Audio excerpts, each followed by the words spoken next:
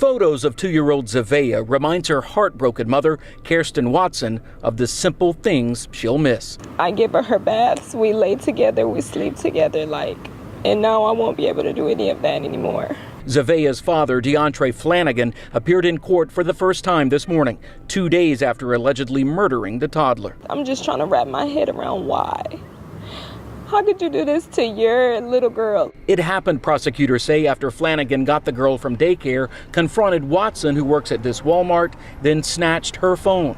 He later led deputies on a 45-minute chase with Zavea unrestrained while allegedly FaceTiming Watson and Zavea's grandfather, showing the girl being assaulted as they tried to reason with him. I know in her mind she probably was just wondering, what did I do?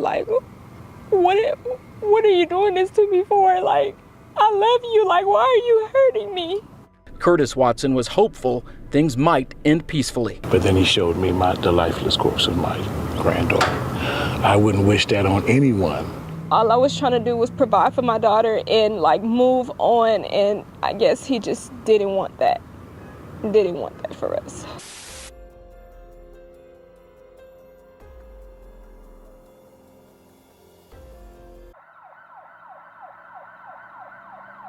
$1 million bond has been set for 25-year-old DeAndre Flanagan, who is charged with the murder of his 2-year-old daughter.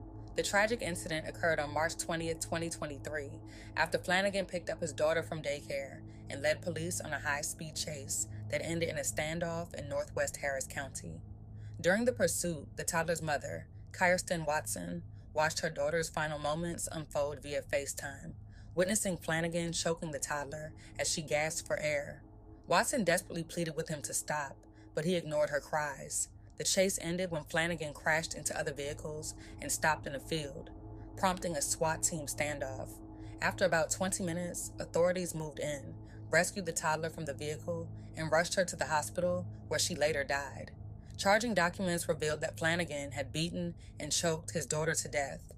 Watson is deeply frustrated by the delayed response of law enforcement. She repeatedly urged officers to act, showing them the FaceTime footage of the abuse, but they hesitated, citing the need to prepare. Watson believes that if authorities had acted sooner, her daughter might have been saved. The Harris County Sheriff's Office has launched an internal investigation to assess whether procedures were followed during the standoff and to improve future coordination between agencies. In the days leading up to the murder, Watson had warned police about Flanagan's threats to their daughter. She had called authorities twice, on March 15th for a terroristic threat and again on March 19th for telephone harassment, but was told there was insufficient evidence to take further action. Watson claims she had text messages proving Flanagan had threatened to harm her daughter, yet she feels the police dismissed her concerns because Flanagan was the child's father. Flanagan's criminal history dates back to 2017, including charges for evading arrest, assaulting a family member, and criminal mischief for driving into someone's home. Despite these prior offenses, Watson feels the police failed to take her warning seriously, which she believes contributed to the tragic loss of her daughter. On January 10th of 2025, DeAndre Flanagan was convicted of capital murder in connection with the death of his 2-year-old daughter. The verdict came after jurors deliberated for several hours during his trial in downtown Houston. And tonight, justice for a little girl killed while her father led deputies on a 45-minute chase all across Harris County. DeAndre Flanagan was convicted of capital murder today after family members say he strangled his daughter while on FaceTime with her mother and grandfather during a jealous rage. Matt Doherty was in the courtroom as the jury read the verdict, and tonight he has reaction from the little girl's mother and grandfather. Matt. We saw the killer's rage on full display this afternoon outside of the courtroom in the hallway when he went after one of our photojournalists. Take a look. Luckily, photojournalist Mark Lawyer says he only jammed a finger during the defendant's outburst in the hallway of the courthouse this afternoon. Although DeAndre Flanagan's ankles were shackled by leg irons, his hands were allowed to be free during the trial so as not to prejudice the jury. Nonetheless, it took jurors less than 2 hours to convict Flanagan, finding him guilty of killing his 2-year-old daughter. And I told him that he's going to spend the rest of his life in prison, which that's where he's going to be. Curtis Watson says he always tried to give Flanagan the benefit of the doubt when he was dating his daughter Kirsten. Later, the couple had a baby girl, Zavea.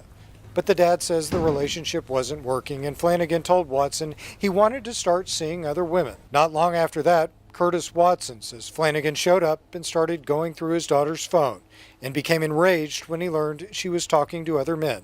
On March 21, 2023, Flanagan picked up 2-year-old Zavia from daycare, then went to the Walmart where Kirsten worked. He allegedly attacked her, took her phone, and sped off with their daughter. Later, Flanagan called Kirsten and Curtis Watson on Facetime.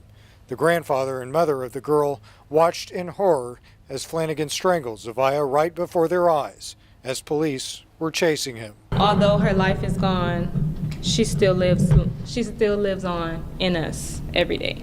Kirsten Watson asked that we not show her face when she spoke with us about her daughter tonight. She was my best friend, and not just my daughter. Her smile could light up anyone's darkest days. Curtis Watson shared some of the victim impact statement he read to Flanagan after the verdict. You rewarded us by hurting and killing my granddaughter, Zavia. You might have taken her last breath, but you cannot kill her spirit, her memory, or her name. Tonight, a deputy brought Flanagan the change of clothes he'll be wearing from now on. Curtis Watson says Flanagan is pure evil, and he's grateful the man who killed his granddaughter is exactly where he's supposed to be.